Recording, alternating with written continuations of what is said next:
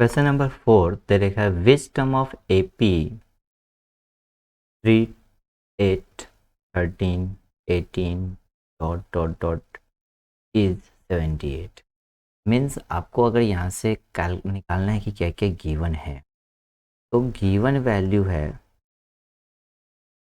आपके पास first term A की value 3, D की वैल्यू आपको कैलकुलेट कर लेनी है 8 माइनस 3। डी क्या होता है, मतलब कोई भी लगातार दो टर्म का अंतर, मतलब अगले वाले टर्म में से जस्ट पीछे वाले टर्म सब्सट्रैक्ट करते, तो मैं यहाँ पे A2 माइनस A1 कर, तो ये कितना हो जाएगा 5। ओके, अब nth टर्म दे रखा है आपके पास, ए एन की वैल्यू दे रखी है 78। तो फाइंड क्या करना है, टू फाइंड करना है आपके पास n, यानी number of terms. Which term मतलब नंबर ऑफ टर्म, कौन सा टर्म 18 होगा, मतलब एन की वैल्यू फाइंड आउट करनी, ठीक है ना। तो यहाँ से सॉल्यूशन में सबसे पहले आपको फॉर्मूला इंट्रोड्यूस करना है। बोर्ड एग्जाम में फॉर्मूले के भी मार्क्स मिलते हैं, तो ये आप ध्यान रखो कि क्वेश्चन सोल्व हो ना हो, अगर फॉर्मूला आपको आता है तो वो मेंशन करना है। तो फॉर्मूला nth टर्म का क्या होता है, A N equal to A plus N minus 1 into D, ठीक है। ए एन की वैल्यू आपके पास कितनी है, 78 है।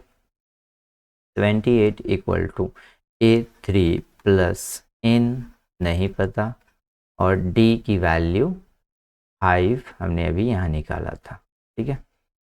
तो देखो 78 माइनस 3, ये 3 इधर आके सब्सट्रैक्ट हो जाएगा, जब ये इधर आएगा, इधर प्लस में है तो इधर आके माइनस हो गया, equal to n minus 1 multiply by 5।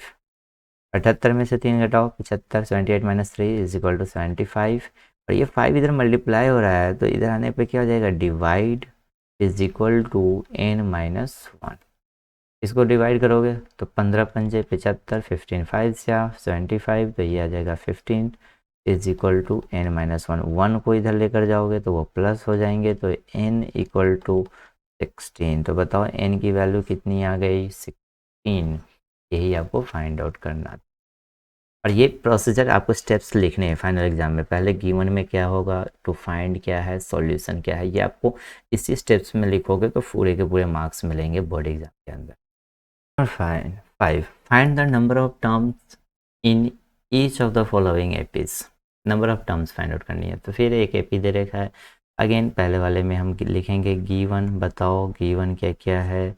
ए कितना है 7, डी कितना है, मैंने बताया इसको A1 A2 मानो, तो दो अगले वाले जस्ट पर टर्म से पहले वाले टर्म को सब्सट्रैक्ट कर दो, यानी दो लगातार टर्म का अंतर, डिफरेंसेस। तो ये हो जाएगा 13 माइनस 7 इक्वल टू, बताओ कितने हो जाते हैं 6।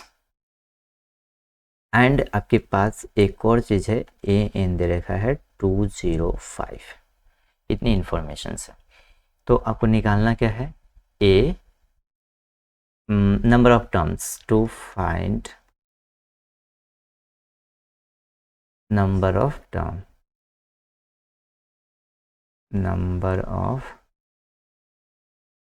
terms, ठीक है। सॉल्यूशन वही फॉर्मूला लगाओगे आप, A N is equal to A plus N minus 1 into D. यहाँ से ए एन की वैल्यू है 205 इक्वल टू ए है 7 प्लस एन माइनस 1, यही तो फाइंड आउट करनी है आपको, और डी है 6। तो देखो 205, ये 7 इधर प्लस का, इधर आकर के क्या हो जाएगा, सब्सट्रैक्ट हो जाएगा, तो माइनस का 7 equal to n minus 1 multiply by 6। तो ये सब्सट्रैक्ट करोगे तो 198, और ये 6 इधर मल्टीप्लाई में हो रहा है तो इधर आकर के क्या हो जाएगा, divide is equal to n minus 1। यहाँ से मल्टीप्लाई करोगे, डिवाइड करोगे तो 33 आ जाएगा, 6 3 जा 18, फिर 1 रिमाइंडर हो जाएगा, फिर 6 3 जा यानी 33 इक्वल टू n माइनस 1। तो यहाँ से 1 इधर आओगे, लेकर आओगे तो ये ऐड हो जाएगा, तो n की वैल्यू कितनी हो गई 34। ये आपके पास फर्स्ट का सॉल्यूशन हो गया। सेकेंड का सॉल्यूशन अगर निकालेंगे तो फिर से सेकेंड में क्या लिखेंगे अपन, गिवन वही चीज़ है, फिर से बताओ गिवन क्या है, A equal to 18, D equal to 15.5 में से 18 घटाने हैं यानी 15 1 हाफ माइनस 18, तो सिंपल से माइनस का 2.5 बच जाएगा 5/2। और ए एन दे रखा है आपके पास, ए एन इक्वल टू -47, वही फाइंड आउट करना है। टू फाइंड क्या करना है, एन, ठीक है। Solution a N equal to A plus N minus 1 d. अच्छा, ए एन दे रखा है -47, -47 इज इक्वल टू ए है 18 प्लस एन तो फाइंड आउट ही करनी है, और डी है -5/2, ठीक है। 18 को इधर लेकर आओगे, ये 18 क्या हो जाएंगे, सब्सट्रैक्ट हो जाएंगे, तो ये -47 -18 equal to n-1 multiply by -5/2, ये माइनस का, ये 2 इधर डिवाइड में है तो इधर आकर के मल्टीप्लाई हो जाएगा। तो ये दोनों को अगर आप ऐड करोगे तो कितना हो जाएगा, 65 माइनस का 65। और जब इनको लेकर आओगे तो 2 डिवाइड में इधर आकर के मल्टीप्लाई हो गया, और ये माइनस का 5 जो मल्टीप्लाई में था इधर आकर डिवाइड हो गया, ये n-1 की वैल्यू। अब यहाँ से माइनस साइन से कट गया, और 13 5 जा 65, तो ये 13 टाइम में कट जाएगा, 13 2 जा 26 इक्वल टू n-1। तो यहाँ से क्या लिखोगे आप, n इक्वल टू, ये देखो 1 इधर आकर के ऐड हो जाएगा, तो 26 प्लस 1 यानी 27। Question number 6, check whether -150 is the term of A P this. वह बताना है कि क्या -150 इस ए पी का टर्म हो सकता है, क्या ऐसा -150 पॉसिबल है कि इस ए पी का टर्म बन। सबसे पहली बात आपको कंडीशन समझनी है, कोई भी नंबर किसी भी गिवन एपी का टर्म तभी हो सकता है जब आपके पास जो नंबर ऑफ टर्म जो आए, यानी वैल्यू ऑफ एन, यहाँ से मैं ये कह सकता हूँ, if value of n, n क्या है, number of term, is positive integer, then given number can be over be हो गया, a term of given APs।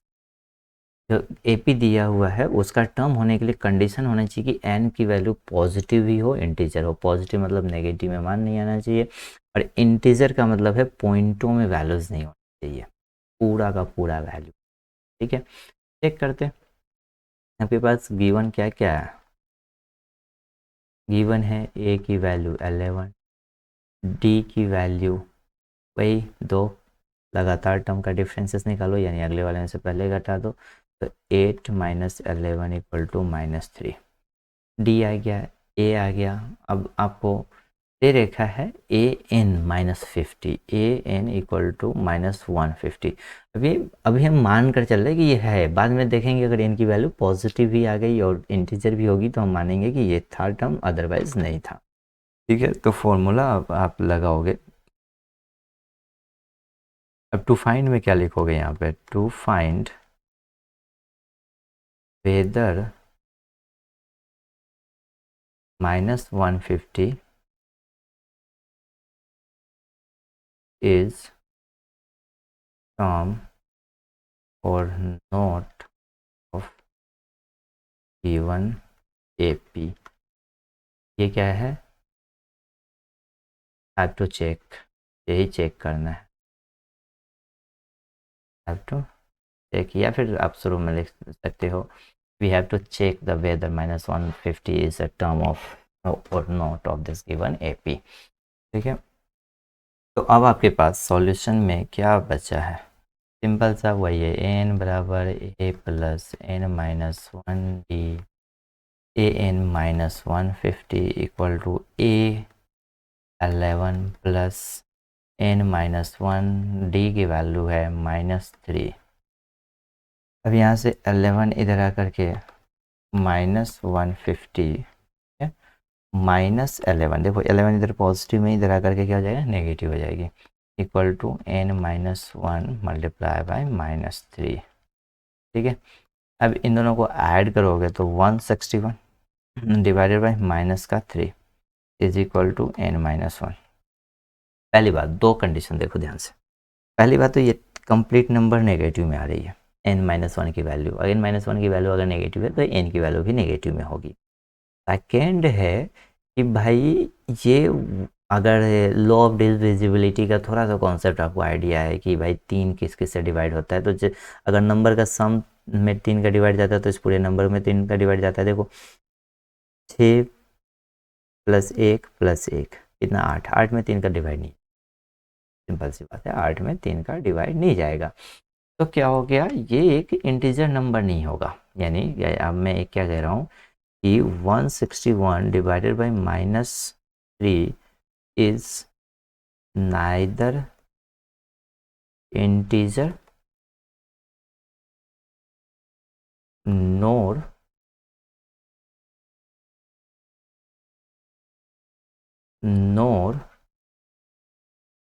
Positive value, positive, neither integer nor positive, तो -150 will not be a term of given APs, AP बस एक ही AP, ठीक है उसका। Question number 7, find the 31st term of an AP whose 11th term is 38 and the 16th term is that 73। आपके पास क्या क्या चीज़ें दे रखा है, गिवन A11 दे रखा है 38, ठीक है, एंड A16 दे रखा है 73, ये दो चीज़ें गिवन है बस। टू फाइंड, आपको फाइंड आउट करना है A31 equal to what, solution. सबसे पहली बात, आप फॉर्मूला लगाओगे A N equal to A plus N minus one into D. अब A11 आपको दे रखा है, इसका मतलब A11 is equal to, N की वैल्यू 11 पुट कर दिया, A plus 11 minus one into D. अब A11 कितना है, 38, तो 38 is equal to A plus 10D, ये इक्वेशन फर्स्ट हो गया। सिमिलरली अगर देखो 11 करते हैं यहाँ पे तो एक कम हो जाता है, 11 माइनस वन 10D आ जाता है, तो वैसे ही अगर 16 करेंगे तो क्या आ जाएगा, A16 equal to A plus, चलो माइनस करके देख लेते हैं पूरा का पूरा, इंटू डी। तो यहाँ से A16 की वैल्यू कितनी है, 73, 73 is equal to A plus 15D, equation second मान। अब इक्वेशन सेकेंड ऐसे करा मैंने, यहाँ से इक्वेशन फर्स्ट को फिर से एक बार लिख लेता हूँ, 38 equal to A plus 10D, यानी ये इक्वेशन फर्स्ट था, और मैंने करना क्या है, इक्वेशन से इसमें से इसको घटा देना है, यानी equation second minus equation first, ये करा है। तो माइनस करेंगे तो ये वाला माइनस, ये वाला माइनस, ये वाला, ए देखो आपस में कट जाएंगे, और इधर कितना बच जाएगा, 35 बचेगा क्या? देखो ध्यान से, देखो ऐसे कैरी करके ले लो, इसको कैरी लोगे 13, 13 में से 8 गया 5 और ये बच गया 6, 6 में से 3 घटा तो 3 बच जाएगा। इक्वल टू ए तो कट गया, 15D में से 10D घट गया तो 5D बचा यहाँ पे बस। तो यहाँ से D की वैल्यू क्या आ गई, 35/5 बराबर 7, 5 7 35 आ जाएगा D की वैल्यू बस। अब D की वैल्यू आ गई तो आप क्या निकाल सकते हो, A की वैल्यू निकाल सकते हो और AD फाइंड आउट करने के बाद में जो रिक्वायरमेंट है इसके निकालने के लिए जो है वो फाइंड आउट कर सकते हो। तो क्या बोलेंगे, put D equal to 7 in equation first, equation first में तो क्या हो जाएगा, 38 is equal to A plus 10 into D की वैल्यू से, यहाँ से 38, अब ये क्या होगा, चलो एक बार और लिख लेते हैं, A प्लस 70, 7×9 = 70। अब 38 ये 70 इधर आएगी तो जब ये क्या हो जाएगा, minus of 70 is equal to A। तो ये आप सब्सट्रैक्ट करोगे तो 32 बचेगा माइनस का इक्वल टू ए की वैल्यू भी आ गई आपके पास। अब A31 चाहिए, ये यहाँ से देखो A31 equal to A plus n यानी 31 माइनस 1 इंटू डी। यहाँ से A31 इज इक्वल टू ए की वैल्यू कितनी है बताओ, हमने अभी निकाला था ये -31 -32 सॉरी, प्लस ये 31 माइनस 1 30 इंटू डी की वैल्यू 7। तो A31 इक्वल टू -32 प्लस 21 या 210, 210 में से आप 32 घटाओगे कितना बचेगा, 22 घटा लो 200 में से तो 78, 178 ये बचेगा, हो जाएगा वो 30 की value. Question number 8. An AP consists of 50 terms, which third term is 12 and the last term is 106. Find the 29th term. सबसे पहली बात 50 टर्म है, तो आपको क्या क्या इन्फॉर्मेशन है गिवन है, A3 इक्वल टू 12, ये लास्ट टर्म, अब लास्ट टर्म टोटल टर्म कितने हैं 50 है तो लास्ट टर्म कौन सा होगा 50वां टर्म होगा, यानी A50 दे रखा है 106। ठीक है, ये दो इन्फॉर्मेशंस आपके पास दे रहे, और एक और चीज़ है नंबर ऑफ टर्म यानी n की वैल्यू दे रखी है। ठीक है, ओके, अगर n चाहिए उस केसेस में, पहले वाले केसेस में, अभी तो केस नहीं है इन्फॉर्मेशन। अब टू फाइंड आउट क्या करना है आपको कि भाई A29 टर्म क्या होगा, यानी A29 की वैल्यू निकालनी है। ठीक है, तो यहाँ से फिर से सॉल्यूशन में सिंपल सा एक ही फॉर्मूला हमेशा काम आ रहा है, क्या हो जाएगा A(n) equal to A plus n minus 1 into D. ठीक है, अब यहाँ से वैल्यू पुट करो, A(n) दे रखा है आपके पास, यानी A3, अगर मैं n की वैल्यू 3 पुट करता हूँ तो क्या हो जाएगा A3 is equal to A plus 3 minus 1 into D, नहीं पता, A3 की वैल्यू 12 इक्वल टू A प्लस 2D इक्वेशन फर्स्ट। सिमिलरली आप जब A50 निकालोगे तो A50 equal to A plus 50 minus 1 into D. इस इक्वेशन में हमने क्या कर दिया, अब n की वैल्यू 50 रखा था और इस इक्वेशन में n की वैल्यू 3 रखा था, तो यहाँ से A50 की वैल्यू है 106 इक्वल टू A प्लस 49, ये हमारे पास इक्वेशन सेकेंड आ गया। अब दोनों इक्वेशन को सोल्व आउट करनी है। देखो इक्वेशन फर्स्ट में इसके नीचे लिख लेता हूँ, तो 12 equal to A plus 2d। अब इक्वेशन फर्स्ट हमने रीराइट कर लिया यहाँ पे और इसको घटा दिया मैंने, equation second minus equation first किया। तो देखो साइन क्या हो जाएंगे, अपोजिट हो जाएंगे, और ये 106 क्या हो जाएगा, 94 बचेगा यहाँ, और इक्वल टू ए तो कट गया और यहाँ बच गया 47d।